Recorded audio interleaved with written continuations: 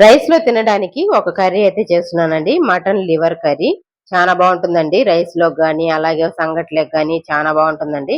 ఇప్పుడైతే ఎలా చేయాలో చూద్దాం రండి. పాన్ పెట్టుకునేసి ఒక ఉల్లిపాయ అయితే వేసానండి. నేను 1/4 కిలో లివర్ అయితే తీసుకొచ్చాడు మా ఆయన. అందుకోసం అని చెప్పేసి నేను ఒక ఉల్లిపాయ, ఒక 2 పచ్చిమిర్చి, ఒక స్పూన్ అల్లం వెల్లుల్లి పేస్ట్ అండి. ఇవన్నీ కొంచెం బాగా ఫ్రై చేసుకునేసి తర్వాత లివర్ అయితే మనం నీట్ గా క్లీన్ చేసి కడిగి వేసుకున్నానండి. నేనైతే పెద్ద సైజ్ పీసులుగా కట్ చేయలేదు. చిన్నదిగా అయితే కట్ చేశాను నేను. ఇప్పుడు ఇందులో వచ్చేసి ఉప్పు కొంచెము, అలాగే పసుపు కొంచెం వేసేసి కొంచెంగా వాటర్, ఒక గ్లాసు వాటర్ అయితే వేసి బాగా ఉడికించుకుందామండి. ఒక 20 మినిట్స్ అలా ఉడికించుకున్నామంటే చాలు. ఎక్కువ అవసరం లేదండి. తర్వాత వచ్చేసి ఇందులో వచ్చేసి నేను ఒక 2 టమాటాలు అయితే వేసానండి.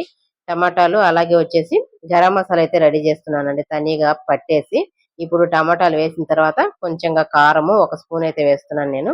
ఇవన్నీ కొంచెం బాగా మెత్తగా ఉడికిన తర్వాత మనం గరం మసాలా అయితే వేసుకోవాలి. గరం మసాలాకు వచ్చేసి పట్టా, లవంగా, కొంచెం ఒక స్పూన్ జీలకర్ర, తర్వాత ఒక అర స్పూన్ మిరియాలు, ధనియాలు కొంచెం అండి, ఒక అర స్పూన్ అయితే వేసాను.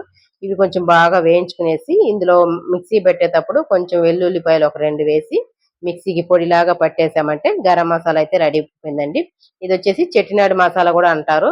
ఈ కూర వచ్చేసి బాగా కారము అన్ని బాగా ఉడికిపోయాయండి. ఇప్పుడైతే మనం ఆ గరం మసాలా కొంచెం వేసేసి ఒక 5 మినిట్స్ అయితే ఉడికించుకుందామండి. ఉడికించుకున్న తర్వాత కొత్తిమీర వేసామంటే కర్రీ అయితే రెడీ అయిపోయిందండి. ఈ కర్రీ మనకి అన్నం లెగ్ గానీ, అలాగే రాగి సంగటి ముద్దలెగ్ గానీ చాలా బాగా సూపర్ గా ఉంటుందండి. మిరియాలు కొంచెం ఎక్కువ వేసుకున్నామంటే సూపర్ గా టేస్ట్ అయితే ఇస్తుందండి కూర.